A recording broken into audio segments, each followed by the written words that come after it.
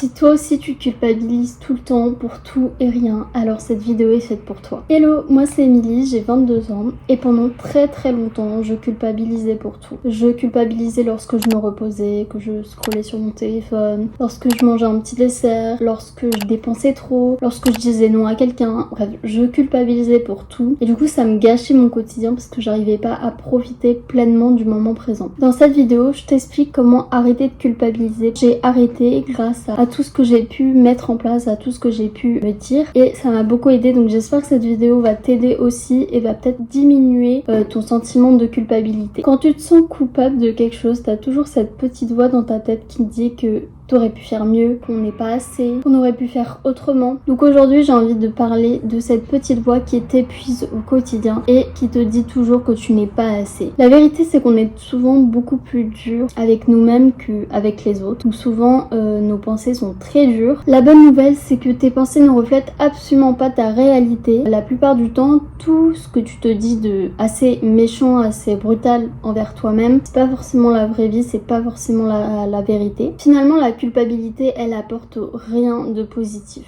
Absolument rien. Elle est pas là pour te faire grandir, elle est pas là pour te faire évoluer, elle est juste là pour te faire rabaisser gratuitement. Donc franchement elle sert à rien et on a juste envie de la dégager. La première chose que je peux te dire c'est d'arrêter ce petit monstre intérieur qui est en toi, qui te dit toujours que ce que tu fais n'est pas bien, que ce que tu fais est déplacé, enfin peu importe. Si par exemple un jour t'as rien fait, t'étais juste en train d'être sur ton lit, à scroller sur ton téléphone et donc cette petite voix dans ta tête te dit bah t'es nul, t'as rien fait, t'as pas été productive, t'as juste glandé sur ton téléphone, donc cette petite voix va te faire culpabiliser. Ce que cette petite voix elle oublie, c'est que t'as bossé certainement toute la semaine, t'as une fatigue qui a été accumulée, t'as eu des interactions sociales, t'as fait peut-être plein de choses juste avant, enfin toute la semaine, tous les mois d'avant, mais non, ton cerveau il décide de juste se focaliser sur ce petit moment où tu avais besoin certainement de te reposer. Si ton corps il était là sur ton lit en train de scroller sur TikTok, c'est que t'en avais besoin. En fait, avec tout ce qu'on voit sur les réseaux, on se dit que on n'a plus le droit d'être sur son lit en train de scroller. Ça c'est perçu comme mauvais, comme pas productif. Sur les réseaux sociaux, on voit toujours des gens hyper actifs, ils font plein de trucs de leur journée, mais en vrai c'est pas la vraie vie. On a souvent des moments où on fait rien, on est sur notre lit, on est sur notre téléphone, parce que le truc c'est qu'on peut pas tout le temps être en mouvement, on peut pas tout le temps être à droite à gauche, on peut pas tout le temps être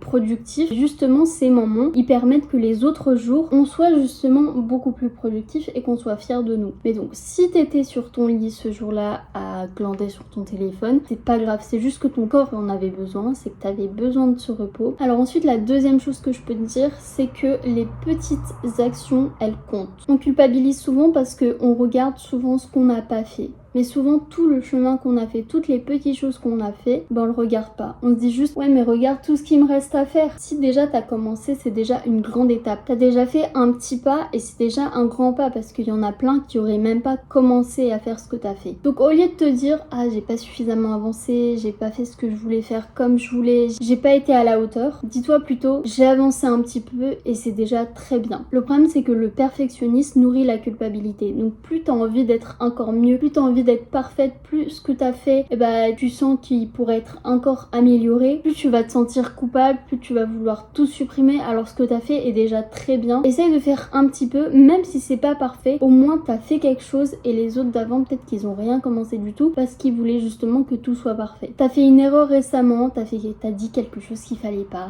Bah, bienvenue chez les humains. On fait toutes et toutes des erreurs, on n'est pas parfait. Et justement, dis-toi que cette erreur va te permettre de faire mieux plus tard. Cette erreur va te permettre d'en apprendre sur la situation, que après dans le futur, on fera plus cette erreur. Les erreurs, elles prouvent pas que t'es mauvais. Elles te montrent juste comment on apprend. Comme un enfant qui fait du vélo pour la première fois, bon bah il va tomber 2, 4, 5 fois, puis au bout d'un moment, il va apprendre. Alors que si tu fais pas d'erreur, ça veut dire que t'as rien commencé du tout, que t'as pas essayé. Donc accueille tes erreurs comme des informations et pas comme des condamnations. Bon, ensuite, si tu culpabilises parce que t'as trop mangé par exemple, je sais pas, t'étais au régime et là tu t'es goinfré, t'as mangé la fameuse mousse au chocolat, et bah juste après tu culpabilises. Faut se dire que tu as peut-être mangé par plaisir, tu as peut-être mangé par ennui, tu as peut-être mangé par émotion, t'étais triste à ce moment-là, tu étais en colère, et donc le fait de manger permet de répondre à un besoin. Donc si t'as mangé, c'est certainement que t'en avais envie, et le fait de se frustrer de pas manger quelque chose, ça peut accentuer, ça peut faire que le lendemain tu vas manger le double parce que tu as été frustré la veille. Ce que tu manges ne définit ni ta valeur, ni ta discipline, ni ton corps. La culpabilité après avoir mangé a beaucoup plus d'impact que le fait juste d'avoir mangé ce petit dessert. Donc au lieu de te punir mentalement et du coup d'enlever tout le plaisir que tu as eu de manger et du coup tu le jettes à la poubelle, au lieu de te dire ah j'ai abusé, j'aurais pas dû,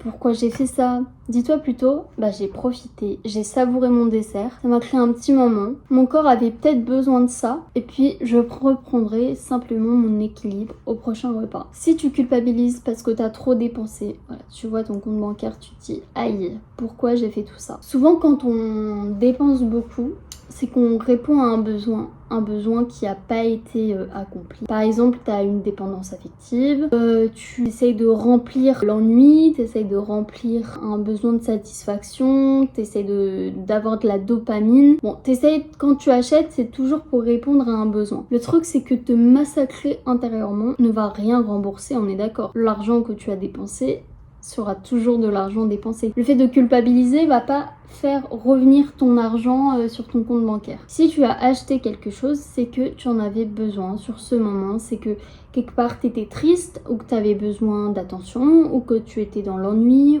Bref, tu as répondu à un besoin. Et dis-toi que peut-être que si tu n'avais pas acheté tout ça, peut-être que si tu t'étais frustré, ça aurait causé encore plus de dégâts. Ensuite, si tu as explosé, tu as eu une colère, mais vraiment excessive et que tu regrettes juste après, tu te dis ah, j'aurais pas dû dire ça, j'aurais pas dû faire ça. Faut savoir que nos émotions, elles viennent de là, c'est du lobe préfrontal. Et donc, il y en a qui le gèrent plus ou moins bien. Les émotions, parfois, elles sont plus ou moins gérées. Et donc, ce que tu peux faire, c'est de reconnaître, ok, je me suis emportée, c'est pas forcément bien ce que j'ai fait. Essaye de comprendre ce qui t'a dépassé. Essaye de noter pourquoi t'as été en colère comme ça. Qu'est-ce qui a fait que ça t'a mise en colère? La culpabilité, elle te dit, ah, je suis horrible, je suis vraiment une personne horrible, j'aurais jamais dû dire ça, je suis vraiment un monstre. Et la responsabilité te dit, ok, j'ai une réaction qui est pas forcément adaptée, mais je vais faire de mon mieux pour m'améliorer. Faut savoir aussi qu'une émotion débordante ne résume absolument pas la personne que tu es. On est tous des humains et on a tous à un moment donné une émotion qui déborde, un comportement pas adapté, et souvent c'est juste la goutte de trop, un surplus de choses que tu as gardé en toi, un surplus d'accumulation d'émotions négatives que tu as gardé en toi, et là forcément ça a explosé sur une personne, mais ça veut pas forcément dire que c'était contre la personne, ça peut être juste que intérieurement t'avais besoin au bout d'un moment que ça explose. Même l'homme le plus gentil sur terre au bout d'un moment s'énerve, au bout d'un moment a des crises de colère, c'est normal, on est humain, on peut pas toujours être parfait, tout gentil tout le temps, on a des moments où ça explose, et c'est aussi parce qu'on peut c'est des trucs qu'on peut pas gérer, c'est des trucs qui arrivent, et que même si on essaye d'essayer de ne pas s'énerver, au bout d'un moment ou un autre ça va finir par sortir. C'est comme le verre, s'il est rempli à ras-bord, t'as beau faire ça, au bout d'un moment ça va quand même couler, même si tu fais tout pour que ça sorte pas, ça va quand même couler et ça finira par s'empirer. Alors que si tu laisses tout déborder, bon, au bout d'un moment l'eau elle descend et donc elle se calme. Plus t'essayes de restreindre ta colère, plus ça va pas changer les choses, et ça risque même de s'amplifier et d'être sur la durée. Donc tu risques d'être en colère sur le long terme. Alors que si tu laisses, hop, ça fait une fois colère excessive, après tu te calmes, tu t'excuses et puis voilà. Les émotions, parfois c'est très compliqué à gérer, donc culpabilise pas si tu as eu une émotion débordante. Encore une fois, ça ne résume absolument pas la personne que tu es, et on a tous eu à un moment donné ou un autre une émotion qui déborde, une crise excessive de colère. Bon, ensuite, si tu culpabilises parce que t'as menti, t'as pas dit la vérité à quelqu'un, souvent on ment par peur d'être jugé si on dit la vérité, par honte, par protection, il peut y avoir plusieurs raisons. Mais souvent quand on ment, c'est pas juste pour être méchant avec la personne, c'est surtout pour se protéger soi-même de quelque chose qu'on n'a pas forcément envie de dévoiler. Au lieu de t'auto-condamner, dis-toi plutôt qu'est-ce que cette situation reflète. Pourquoi j'ai menti? Pour quelle raison? Qu'est-ce que je peux réparer? Donc voilà, encore une fois, si t'as menti pour quelque chose, certes c'est pas bien, mais il y a quelque part une raison derrière. C'est que t'as une raison, c'est que si t'as menti, c'était pour te protéger de quelque chose. Et que peut-être que si t'avais dit vraiment la vérité, après attention, hein, je vous incite pas à mentir au quotidien, hein, vraiment pas. C'est juste que si on ment souvent, c'est pour une raison. Mais c'est vrai que mentir, c'est pas bien, c'est pas forcément la meilleure méthode à faire. Mais voilà, peut-être que parfois, quand on dit la vérité, on se sent encore plus coupable. En fait, on a peur que la personne réagisse d'une telle manière si on dit la vérité. Donc voilà, souvent c'est une protection qu'on se fait à soi-même. Bon, ensuite, un petit conseil que je peux te donner, c'est de te parler à toi-même comme si tu parlais à une personne que t'aimais. Par exemple, si ta copine, elle était au régime et elle a mangé un gâteau. Et donc elle culpabilise, elle t'appelle, ouais, je suis vraiment horrible comme personne, j'ai fait ci, j'ai fait ça. Enfin, c'est un exemple tout pourri, hein, mais c'est un exemple. Est-ce que au téléphone, tu vas vraiment lui dire, ah mais non, mais là c'est irréparable, pourquoi t'as fait ça, mais pourtant t'étais au régime, je comprends pas, mais t'es vraiment horrible. Ok, on est d'accord, tu vas pas lui dire ça. Alors pourquoi avec toi-même tu t'infliges ça? Pourquoi avec toi-même tu te dis ça? Parle-toi avec douceur, parle-toi comme si tu parlais à quelqu'un que t'aimais bien, comme si tu parlais à une amie que tu aimais beaucoup. Pareil, si l'amie elle te dit j'ai trop dépensé, j'ai fait ci, j'ai fait ça, est-ce que tu vas vraiment lui dire, reprends-toi en main, si ça va pas du tout? On est d'accord, non,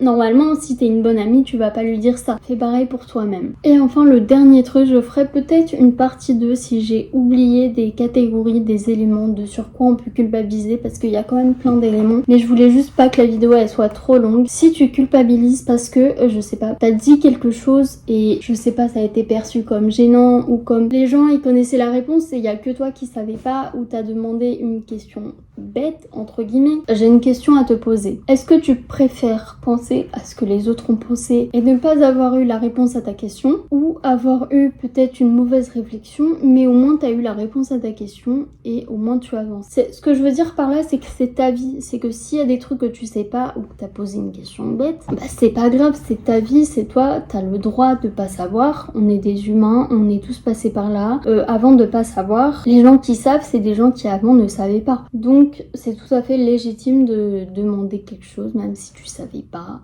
Donc voilà, c'est la fin de cette vidéo, j'espère qu'elle vous aura plu. En tout cas voilà, j'espère que cette vidéo t'aura un petit peu aidé et peut-être aidé à moins culpabiliser au quotidien. Je sais que c'est quelque chose qui handicape beaucoup parce que moi la première je culpabilisais énormément pour tout. Et maintenant grâce à ces petites réflexions que je me dis, grâce à ces petites phrases que je me dis, je culpabilise moins parce que je prends plus soin de moi. Donc voilà, je vous fais plein de gros bisous et puis je vous dis à la prochaine.